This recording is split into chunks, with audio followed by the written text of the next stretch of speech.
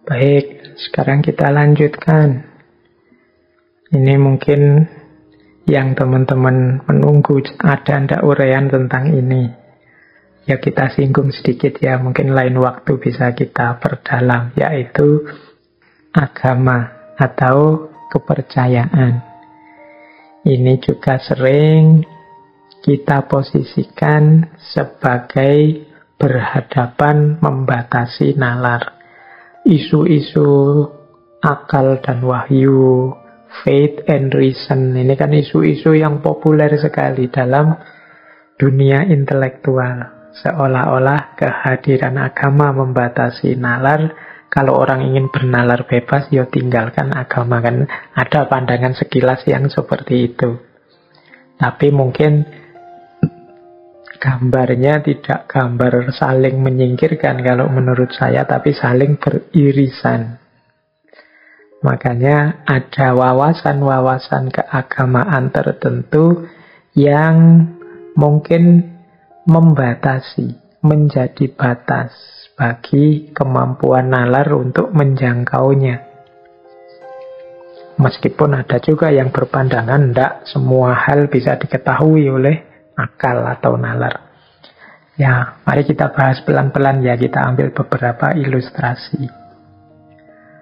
Ada ayat misalnya yang kalau dalam Al-Quran itu melarang kita, konotasinya tapi ada yang menafsirkan larangan untuk misalnya memikirkan tentang ruh.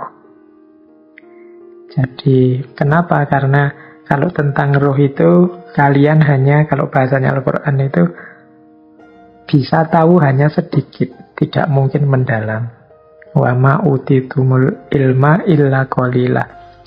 Ruh itu urusannya Tuhan, kulir ruhu min amri rabbi. Jadi kalau kalian manusia itu ya taunya mesti serba sedikit. Itu tadi saya sebut konotasi, karena ya mudahnya kemudian orang menafsirkan berarti kita jangan berpikir tentang ruh.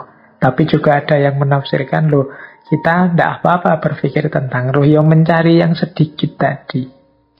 Wa ma utitumul ilma illa qalila. Sedikit juga tidak apa-apa, yang penting ya memang itu batas kita, yang qalila itu, yang sedikit itu.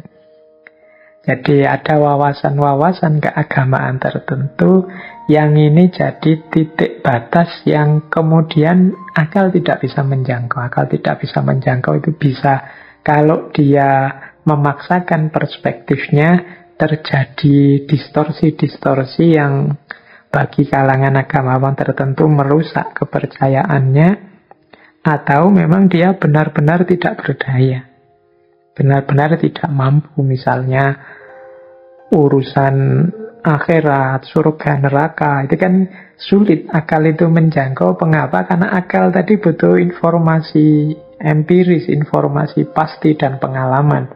Sementara dunia metafisik itu kan dunia yang tidak kita alami kali ini. Maka akal benar-benar terbatas. Ya. Nanti yang bisa meraba-raba melakukan, kalau bahasa filsafatnya namanya spekulasi-spekulasi. Kira-kira seperti ini. Tapi dia tidak akan bisa menemukan yang hakiki. Pasnya seperti apa, karena memang bukan wilayahnya. Itulah mengapa nanti ada perspektif dalam filsafat itu yang sifatnya memberikan ruang kepada agama. Agama itu memang tempatnya orang beriman, orang percaya. Jadi ya silahkan saja orang mau percaya atau tidak percaya. Ini akal kemudian diposisikan harus memberikan ruang, memberikan tempat kepada agama. Karena agama bukan sesuatu yang bisa dijangkau oleh akal. Nah, ada pandangan yang seperti itu. Nah, jadi keberagamaan termasuk bagian yang sering dipandang sebagai batas bagi nalar. Yang sering sekali mungkin teman-teman dengarkan orang bilang berpikirlah, jangan berpikir tentang zatnya Allah, tapi berpikirlah tentang ciptaannya. Tafakkaru fi khalqillah, berpikirlah tentang ciptaannya, jangan berpikir tentang zatnya. Ini implisit di situ pandangan, kalau engkau berpikir tentang zatnya, engkau tidak akan mampu, mesti mentok. Karena zatnya Allah di luar jangkauan akal. Nah, ini salah satu pandangan yang menyetujui bahwa agama menjadi batas, khususnya aspek metafisikanya menjadi batas yang tidak bisa dijangkau oleh akal. Ini tema yang luas sebenarnya kalau dalam diskusi tentang agama, khususnya kalau dalam Islam itu di ilmu kalam. Ada perdebatan panjang dari beberapa aliran tentang sejauh mana akal ini mampu menjangkau dan di titik mana dia tidak mampu menjangkau. Ada buku-buku ilmu kalam, mungkin teman-teman yang mahasiswa usuluddin atau mahasiswa agama Islam itu pernah membaca buku-buku ilmu kalam ya, tentang perdebatan para mutakallim tentang sejauh mana kuasanya akal ketika berhadapan dengan agama. Ini ada satu pemetaan yang pernah saya lakukan. Saya lupa, kelihatannya juga pernah menyampaikan ini mungkin di sesi ketika membahas Imam Abu Hasan al-Asy'ari tentang kebebasan. Jadi ada 3 aliran masyhur dalam ilmu kalam itu yang membahas tentang kekuatan dan kekuasaan akal, kemampuan akal, yaitu aliran Mu'tazilah, Asy'ariyah, dan Maturidiyah. 2 yang terakhir ini, Asy'ariyah dan Maturidiyah, sering kita pandang sebagai kelompok Ahlus Sunnah wal Jamaah. Nah, 3 aliran ini punya perspektif yang berbeda tentang beberapa keimanan keagamaan. Ini di pemetaan saya itu ada 4 hal yang diperdebatkan oleh 3 aliran ini. Yang pertama, akal itu bisa tahu atau tidak adanya Allah. Yang kedua, akal itu bisa tidak tahu sampai detail, tidak hanya adanya Allah, tapi juga sifat-sifatnya. Yang ketiga, akal itu bisa tidak tahu baik dan buruk. Jadi ini baik, ini buruk. Itu kalau dengan akal bisa tidak. Yang keempat, akal bisa atau tidak memutuskan ini baik dan harus saya jalankan, ini buruk dan harus saya hindari. Ini masing-masing aliran itu punya pendapatnya sendiri-sendiri. Kalau Mu'tazilah, dia punya pandangan akal itu bisa semua. Jadi akal itu dengan kemampuannya dia bisa tahu bahwa Allah itu ada. Dia juga bisa tahu sifat-sifatnya apa saja dengan kemampuan berpikirnya. Dia juga bisa tahu mana baik dan buruk. Dan dia juga tahu mana yang harus dijalankan dan mana yang harus dijauhi. Nah, ini Mu'tazilah memang dikenal sebagai aliran yang rasionalis dalam Islam. Sementara kalau Asy'ariyah itu kemampuan akal hanya sampai pada tahu adanya Allah saja. Di 3 yang lain sifat-sifatnya baik buruk, termasuk menjalankan yang baik, menghindari yang buruk, akal itu tidak canggih. Jadi dia harus ikut apa katanya wahyu. Nanti ada juga Maturidiyah. Kalau di Maturidiyah itu akal bisa kok tahu adanya Allah. Akal bisa tahu sifat-sifatnya dan bisa tahu baik buruk. Yang akal tidak mampu itu menentukan mana yang harus saya jalani, mana yang harus saya hindari. Kalau ini yang terakhir butuh info wahyu. Ya masing-masing punya argumennya sendiri-sendiri. Kalau tahu adanya Allah, semua sepakat akal bisa. Jadi melihat alam semesta dengan ketertibannya, atau pakai logika alam semesta ini adanya secara berantai dari sebab akibat, dan nanti Tuhan adalah sebab pertama yang tidak disebabkan dan lain sebagainya. Itu tentang keberadaan Allah, itu akal mampu kok sampai pada kesimpulan tidak mungkin alam semesta ini tidak ada Tuhan. Tidak mungkin hanya kebetulan saja semuanya. Kebetulan kok sepas itu. Nah, pasti ada Tuhan dengan berbagai argumen. Kalau dulu kita pernah di ngaji filsafat itu ada paling tidak 7 argumen untuk membuktikan adanya Tuhan menggunakan akal. Jadi 3 aliran ini sepakat bisa pakai akal. Itu bukan berarti tidak perlu wahyu, itu urusan yang berbeda. Cuma ini hanya mengukur kemampuan akal dulu. Nah, kalau yang tentang sifat-sifatnya, Mu'tazilah, Maturidiyah bilang bisa. Hanya Asy'ariyah yang tidak bisa. Jadi bisa itu maksudnya dengan menggunakan akal kita bisa kok menetapkan beberapa sifat-sifatnya Allah. Sifat-sifatnya Tuhan, misalnya pasti dia maha kuasa, pasti dia maha penyayang dengan melihat berbagai fenomena, pasti dia maha teliti, pasti dia maha adil, dan lain sebagainya. Itu kan sifat-sifatnya yang bisa dijangkau dengan akal, meskipun menurut Asy'ariyah enggak. Itu tetap kita memerlukan informasi-informasi dari wahyu. Ada juga yang tahu baik dan buruk. Nah, ini kalau Mu'tazilah dan Maturidiyah, dia bilang akal bisa. Jadi tidak harus merujuk misalnya wahyu. Kita tahu kok kalau mencuri itu pasti buruk, menyakiti orang, merampok itu pasti buruk. Tapi nanti di Asy'ariyah tidak. Ya memang sebagian besar mungkin kita bisa tahu, tapi banyak hal yang kadang-kadang kita anggap baik ternyata buruk. Akal kita memutuskannya sebagai buruk ternyata dan kita tidak senang, ternyata itu baik. Jadi baik buruk banyak juga kita memerlukan informasi wahyu. Akal saja terbatas pengetahuannya. Mungkin ada hal-hal tertentu dalam agama yang kita merasa, wah, kok begini ya, ini jangan-jangan perlu ditafsir ulang. Itu menunjukkan kita tidak cocok dengan itu. Nah, itu kata Imam Asy'ari, maka baik dan buruk itu tetap kita memerlukan informasi dari wahyu.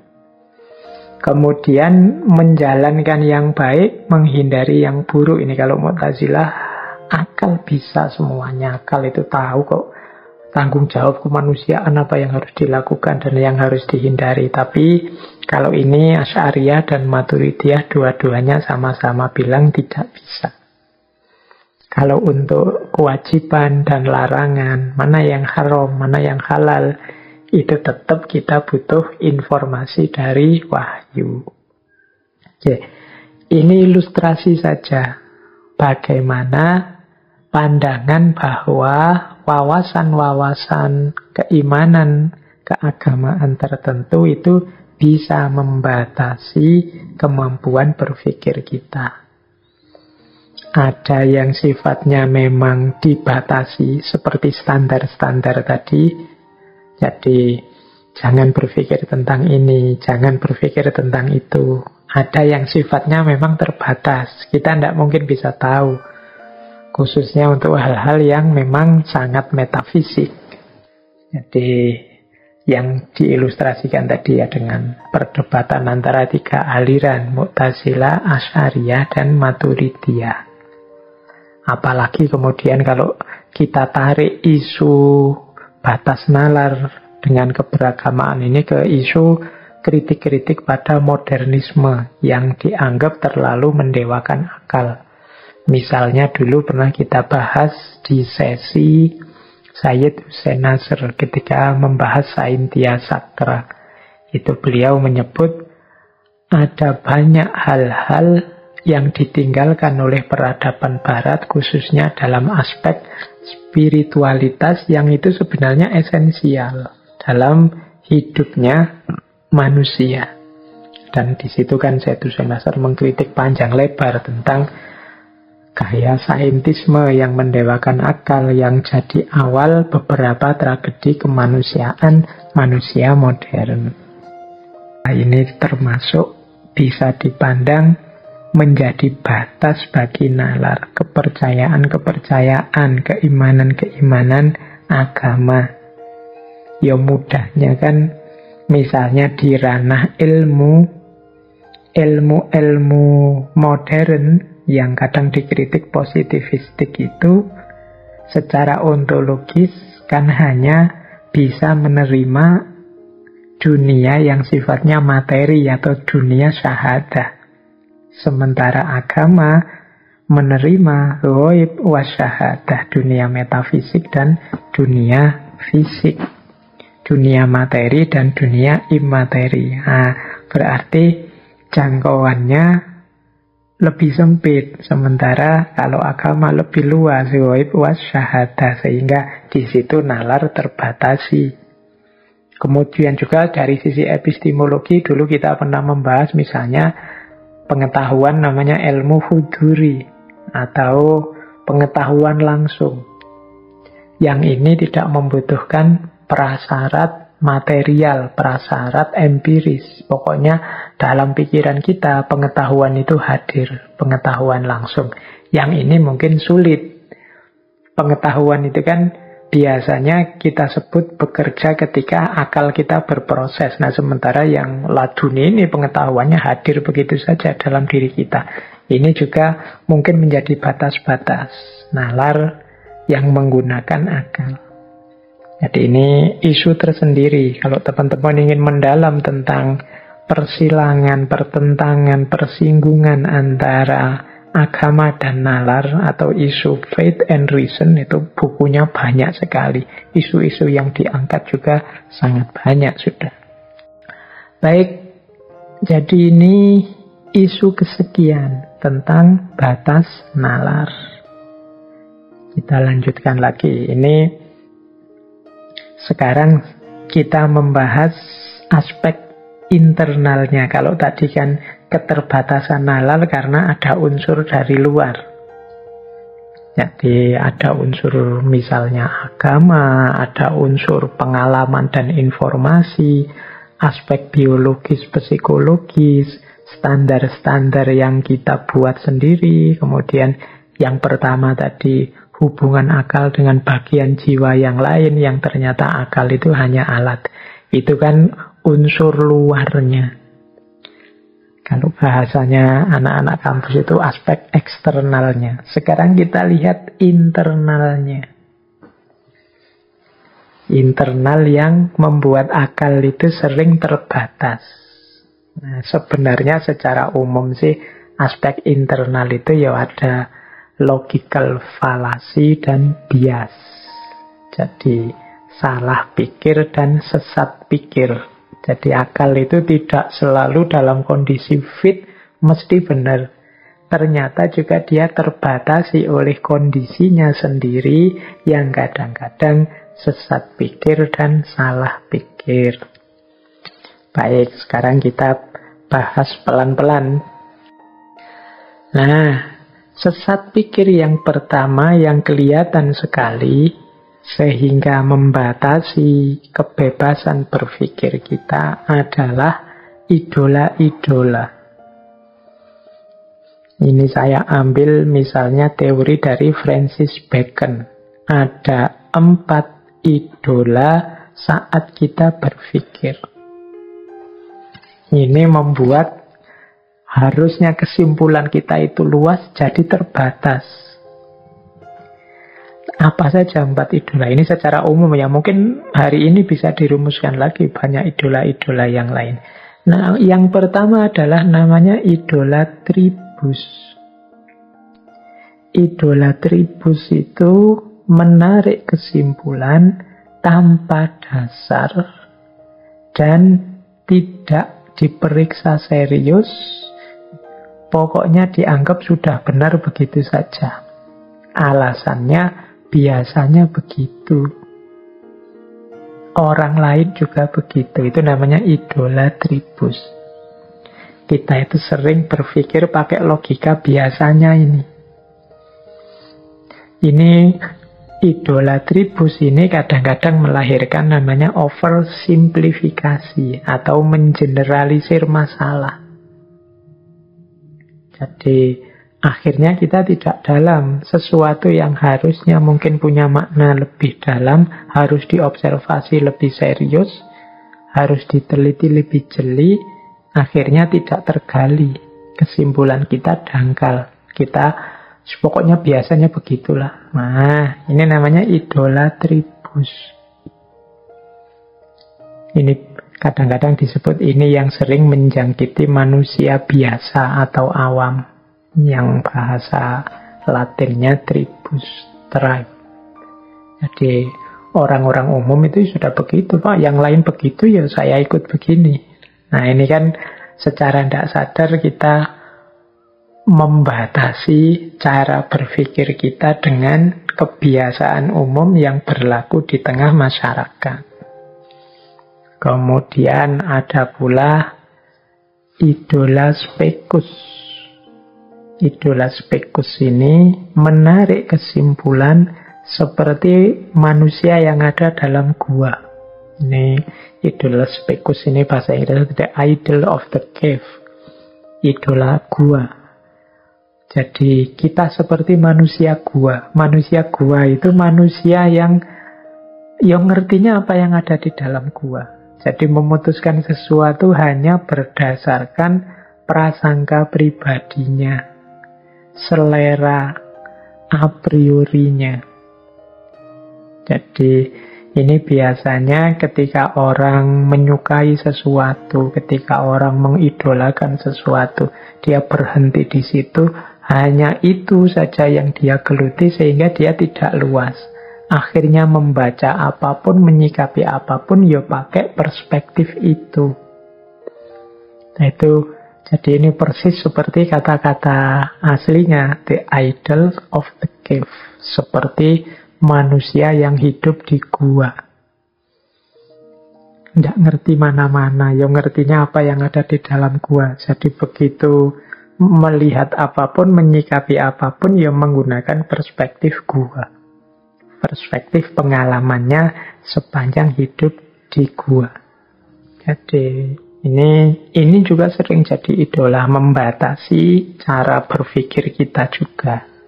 Kemudian idola fora, the idol of the marketplace.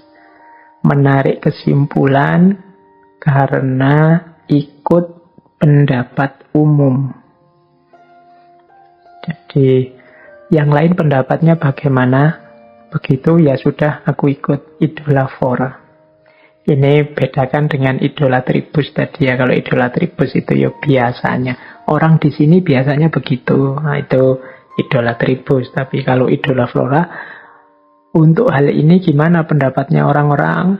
Orang-orang pendapatnya seperti ini semua, Pak. Oh ya sudah, saya ikut. Nah, itu idola fora. Jadi sesuai pasar. Kalau pasar ke utara, ya ikut ke utara. Kalau pasar ke selatan, ya ikut ke selatan. Kalau hari ini mungkin pasar itu berubah jadi viral-viral. Yang lain viral begitu, ya saya ikut begitu. Yang lain viral begini, saya ikut begini. Itu idola fora. Nah, yang keempat, idola teatri atau panggung. Jadi menarik kesimpulan hanya berdasarkan dogma mitos yang dia percaya. Jadi dia tidak mau menggunakan akalnya, pokoknya ada jawaban-jawaban yang sudah tersedia dari mitos-mitos yang berkembang, dari dogma-dogma yang diyakini. Ya sudah, itu saja yang dipakai. Jadi pikiran kita itu sering terjangkit penyakit idola-idola ini. Ini teori yang berasal dari Francis Bacon ini menyarankan kita untuk hati-hati terhadap jebakan idola-idola ini. Jadi 4 idola ini membuat kita sesat pikir. Termasuk batas nalar juga, ya jenis-jenis sesat pikir. Kalau teman-teman mau menggali, boleh nanti saya yang nulis buku judulnya Ihwal, Sesat Pikir dan Cacat Logika. Coba teman-teman dicari di buku itu, isinya sepenuhnya kelemahan-kelemahan kognitif kita. Jadi manusia itu ya memang di antara keunggulannya berpikir. Tapi berpikir itu juga punya banyak sekali kelemahan-kelemahan internal. Jadi itulah yang membuat nalar seseorang terbatasi saat dia ingin menemukan kebenaran. Yo macam-macam di situ. Saya contohkan misalnya sesat pikir itu bagaimana kita suka sekali melakukan over generalisasi. Jadi hanya melihat 1-2 disimpulkan semuanya juga begitu. Atau mungkin cara berpikir retrospektif determinism. Retrospektif determinism itu ya menganggap yang terjadi itu ya memang sudah takdirnya, tidak mungkin diubah, sudah ketentuan sejarahnya memang harus begitu. Nah, itu retrospektif determinism. Jadi mari kita memberantas kemiskinan. Ngapain kita memberantas kemiskinan? Kemiskinan itu takdir kok. Kalau sudah ditakdirkan ya bagaimana kita harus berjuang melawan takdir. Takdir itu kan dari yang maha kuasa. Masa kita harus melawan yang maha kuasa? Ini cara berpikir seperti ini namanya retrospektif determinism. Kalau didengarkan sekilas itu rasanya benar. Tapi ya kalau direnungi secara lebih reflektif, kontemplatif, nanti kelihatan titik-titik lemahnya. Atau post hoc ergo propter hoc. Ini karena datang setelah itu berarti disebabkan oleh itu. Ayo memang hidup ini memang banyak sebab akibat, tapi tidak semuanya sebab akibat. Kok saya minum air putih kemudian kok terus tidur, itu kan bukan berarti saya bisa tidur karena air putih, karena mungkin peristiwanya saja kebetulan beriringan. Kita itu kadang-kadang kalau lihat satu peristiwa saling bersusulan itu menganggapnya bahwa itu sebab akibat. Itu post hoc ergo propter hoc. Ini juga akal sering ketipu oleh post hoc ergo propter hoc ini. Ini yang termasuk bagian dari keterbatasan-keterbatasan berpikir kalau kita tidak mendalam. Ada juga yang berpikir ad hominem, enak-enak diajak diskusi terus yang diserang orangnya. Kamu anak kemarin sore aja. Nah, itu yang diserang orangnya. Jadi bukan gagasannya. Kadang-kadang juga kita ad vericundiam. Ad vericundiam itu kita merujuk orang yang kita anggap ahli, tapi tidak kritis. Pokoknya kata-kata ahlinya pasti benar. Ini kan yang ngomong sudah ahlinya. Nah, itu kesesatan ad vericundiam. Ada kalanya ad baculum. Ad baculum itu ancaman. Kalau kamu tidak mau ikut, kalau kamu tidak mau percaya, rasakan sendiri nanti akibatnya. Hukuman Tuhan akan sampai padamu. Nah, ini sebenarnya tidak berargumen, ya mengancam saja. Tidak ada logika di situ yang digunakan, meskipun seolah-olah itu logis. Tunggu saja nanti hukuman Allah akan datang padamu tidak lama lagi. Ini bisa jadi ad baculum. Jadi berargumen dengan ancaman. Atau kebalikannya, ad misericordiam. Misericordiam itu meminta belas kasihan. Mbok, saya diluluskan saja Pak. Itu ad misericordiam. Jadi dia tidak berlogika sebenarnya, cuma membangkitkan rasa kasihan saja. Ada pula yang ad populum. Ad populum itu menganggap bahwa kalau orang lain begitu baik dan benar, berarti aku juga begitu baik dan benar. Ikut kebanyakan orang, ad populum. Atau ad novitam, yang baru pasti baik. Ini kreatif loh, ini baru loh. Atau ad antiquitam, yang lama pasti lebih baik. Oh, ini dari para pujangga zaman dulu loh, ini dari nenek moyang kita loh. Itu ini sebenarnya tidak berargumen, tapi itu termasuk bagian dari logical fallacy dan lain sebagainya. Ini teman-teman pastinya sudah bisalah mencari banyak referensi tentang ini. Cuma ini sebenarnya untuk ilustrasi bahwa nalar kita itu mudah sekali sesat ke dalam logical fallacy ini yang seringkali membatasi operasi rasional kita untuk menemukan kebenaran. Jadi ini yang sering disebut sebagai logical fallacy. Saya agak panjang sedikit di cognitive bias. Jadi kalau tadi kan sesat dalam prosesnya, logical fallacy. Cognitive bias ini mungkin mudahnya kita artikan penyimpangan berpikir, tapi kita tidak sadari. Kita berpikir itu kan untuk menemukan kebenaran. Jadi kadang-kadang kita, ini jalurnya sudah belok loh, tapi kita tidak sadar. Itu namanya bias. Ada banyak bias-bias dalam berpikir. Nah, cognitive bias ini secara umum akal itu terbatas karena dia menyimpang dari proses yang seharusnya oleh beberapa kecenderungan. Yang pertama adalah kecenderungan informasi yang terbatas yang kita tidak sadar. Mengapa? Ini ada hubungannya dengan psikologi. Jadi kita tidak sadar ternyata nalar kita itu sudah melenceng. Mengapa informasi bisa terbatas? Karena kita itu sering hanya memperhatikan hal-hal yang kita sukai saja. Ya sama kan seperti kalau teman-teman buka HP kemudian melakukan stalking, googling, dan macam-macam itu. Kan kita milih yang kita sukai saja. Atau mungkin paling tidak yang banyak diulang saja. Ini yang menyebabkan secara tidak sadar akhirnya informasi yang sampai pada kita itu ya yang itu-itu saja. Jadi tidak luas. Seolah-olah kita itu lama sekali pegang HP, tapi sebenarnya ya yang kita dapat dan kita peroleh ya hanya itu-itu saja. Kita cari yang kita minati. Kita cari yang aneh, lucu, menarik menurut kita. Kita cari yang baru dan menantang menurut kita. Jadi ini yang membuat informasi yang kita miliki terbatas.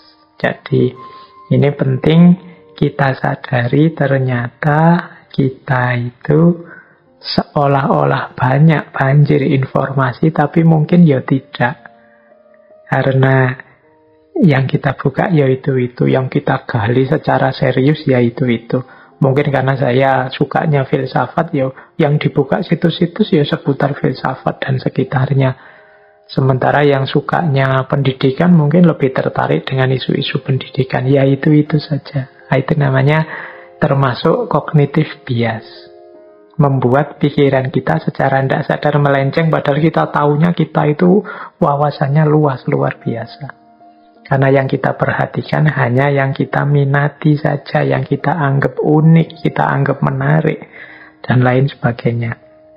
Kemudian kita juga biasanya lebih memperhatikan hal-hal yang sesuai dengan pandangan kita, atau kebalikannya, yang anti dengan pandangan kita.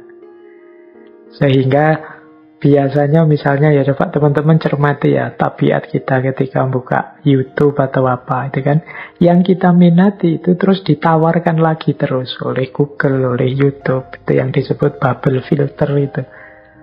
Jadi kita hanya tahu yang benar sesuai kepercayaan kita saja, atau orang-orang yang berbeda dalam tanda petik kita posisikan sebagai musuh kita, lawan kita. Jadi ya itu saja wawasan kita. Baik, ini sumber kesesatan dalam tanda pikir ya, sehingga membatasi nalar kita. Ya akhirnya informasi yang masuk ya itu saja. Cara berpikir kita pun ya begitu-begitu saja. Tidak ada yang berubah sejak dulu ya begitu. Jarang orang kemudian melakukan konversi luar biasa mungkin gara-gara membaca-baca informasi. Wong ya informasi yang dibaca ini itu saja. Nah itu bagian dari cognitive bias. Bagian dari cognitive bias juga sering kita lakukan adalah lack of meaning. Kurangnya makna. Ini kita lakukan biasanya seperti ini pola-polanya lack of meaning itu. Yang pertama, biasanya kita membuat cerita sendiri, meskipun dengan data yang terbatas. Jadi, ya manusia itu kan memang punya keterbatasan. Malam ini kita tahu banyak tentang batasnya nalar, termasuk informasi. Nah, kadang-kadang kita itu sebenarnya informasinya hanya sedikit. Tapi kita reka sendiri, kita kembangkan sendiri, kita bikin pola-pola sendiri dengan informasi yang terbatas itu. Itu sebenarnya cognitive bias bagian lack of meaning. Lihat teman jalan, satu laki-laki, satu perempuan misalnya, ya cuma jalan saja berdua, terus kita bikin cerita sendiri. Data yang kita punya hanya melihat dia sedang jalan berdua, teman laki-laki dan teman perempuan. Tapi kita rangkai sendiri cerita versi kita. Itu seolah-olah kita itu benar, tapi sebenarnya kita sedang melakukan bias, mengalami bias dalam berpikir. Ini juga membatasi proses berpikir jernih kita. Karena ceritanya ternyata rangkaian kita sendiri. Atau yang kedua, mengasumsikan sifat-sifat dengan melakukan generalisasi atau stereotype. Ini cara berpikir seperti tadi ya, biasanya begitu kok. Oh, orang kalau dari daerah sana itu gayanya memang begitu. Nah, itu stereotype. Jadi melakukan generalisasi yang tidak bertanggung jawab. Wong ngertinya cuma sedikit kok, kesimpulannya jadi banyak. Digeneralisasi. Dari satu orang digeneralisasi untuk semua orang. Selanjutnya, termasuk bagian cognitive bias dalam aspek lack of meaning ini, yang merupakan batas nalar, itu adalah menganggap tahu apa yang dipikirkan orang lain. Kita ini sering sok tahu seperti ini. Ini kelihatan loh dari komentar-komentar, mungkin teman-teman sering komentar di Instagram, di Twitter, dan lain-lain. Kita itu sering menuduh orang, dalam tanda petik ya, menganggap kita tahu pikiran-pikirannya orang. Jadi mungkin orang itu motifnya apa, tapi kemudian kita judge dia, wah kamu ingin pamer ya. Itu kita menilai apa yang dipikirkan orang, kita menganggap kita tahu apa yang dipikirkan orang. Padahal mungkin tidak begitu. Dan kita percaya kemudian dengan kesimpulan kita sendiri, padahal itu kita hanya menebak-nebak saja. Sehingga kemudian kejernihan kita bisa dipertanyakan, karena itu sejenis cognitive bias. Apa benar kamu tahu yang dipikirkan orang lain? Kok mudah sekali engkau menilai dia? Kan banyak hal yang sifatnya batin, yang itu hanya orang itu sendiri yang tahu. Niat, keikhlasan misalnya, lillahi ta'ala atau tidak, karena benda atau karena Allah, karena nyari keuntungan apa ikhlas lillahi ta'ala, itu kan sebenarnya batin masing-masing orang yang tahu. Kadang-kadang kita itu sok tahu dengan yang seperti itu, seolah-olah dia pasti begitu, isi pikirannya pasti begitu. Nah, ini termasuk jenis cognitive bias dalam aspek lack of meaning.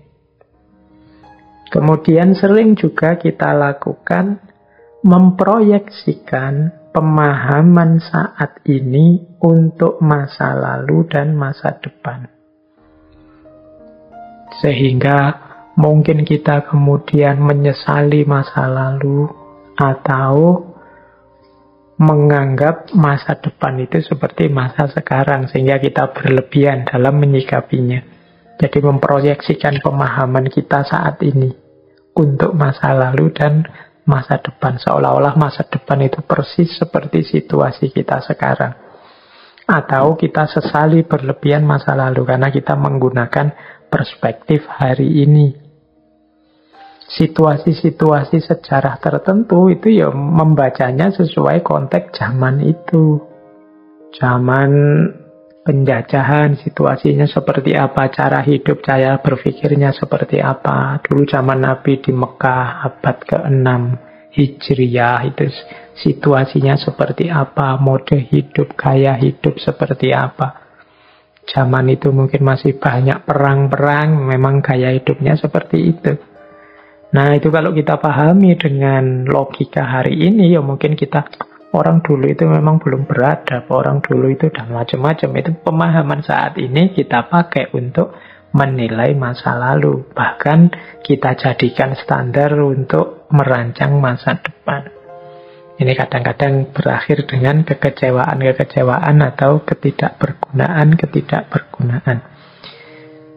Jadi ini bagian dari cognitive bias, yaitu lack of meaning. Nah, cognitive bias selanjutnya yang sering kemudian membatasi kita menemukan kebenaran, jadi bagian dari aspek internal batas nalar, itu adalah the need to act fast. Jadi ini bahasa Inggrisnya panjang ya, the need to act fast. Itu kalau pakai bahasa Jawa mungkin kemerungsung. Jadi ingin segera bertindak, ingin segera melakukan sesuatu, ingin segera mengomentari, ingin segera menilai, dan lain sebagainya. Jadi ini kesusu untuk melakukan sesuatu. Itu biasanya juga menghalangi kita jernih dalam mengambil keputusan. Mengapa sih orang itu kok kesusu-susu segera ingin melakukan sesuatu? Ya, secara umum ada beberapa alasan. Kalau di sini saya sebut 5. Yang pertama, biasanya orang yang segera ingin melakukan itu biasanya dia ingin meyakinkan diri dan menumbuhkan rasa percaya diri bahwa aku ini mampu dan aku itu penting. Jadi orang yang belum mantap keyakinan dirinya bahwa aku itu bisa, aku itu penting, itu biasanya terus kalau melakukan sesuatu segera ingin tahu hasilnya, segera ingin selesai dan khawatir salah. Nah, jadi the need to act fast. Jadi dia ingin meyakinkan dirinya sendiri biar aku percaya diri dan orang lain menganggap aku ini penting. Dan ini biasanya terus orang kesusu, kemerungsung, ingin menunjukkan pembuktian. Yang kedua, ada memang orang tertentu yang melakukan apa-apa itu cepat, ingin segera selesai. Alasannya apa? Untuk menjaga fokus. Pak, kalau saya berlambat-lambat, hilang Pak fokusnya. Mungkin ada teman-teman di sini yang mungkin mencoba untuk hafalan Al-Quran, tahfidz misalnya. Itu kan biasanya terus ingin fokus, khawatir nanti lupa. Itu biasanya coba ngajinya, karena kalau pelan-pelan nanti pikirannya melayang kemana, terus hafalannya putus. Ya memang ada yang seperti itu. Jadi ingin menjaga fokus terus cepat. Ya resikonya memang kalau cepat itu, kalau salah tidak ketahuan, kelewatan. Need to act fast itu kadang-kadang ya kita tidak bisa mendeteksi titik-titik kelirunya di mana. Jadi segera ingin menyelesaikan, sehingga terus cara berpikirnya tidak jernih. Mungkin teman-teman dalam banyak hal juga sering begitu. Yang hafal surat-surat panjang itu begitu mau dibaca waktu jadi imam sholat itu kan tidak berani dibaca dengan indah pelan-pelan kalau kita tidak yakin benar sudah hafal. Biasanya terus dibaca-baca biar tidak putus, karena kalau dibaca pelan nanti putus, hafalannya kacau. Nah, itu yang kedua, the need, kebutuhan untuk melakukan sesuatu secara cepat. Ini sebenarnya bisa dicek dulu, kita pernah membahas Paul Virilio yang menjelaskan peradaban hari ini yang segala sesuatunya ingin lebih cepat.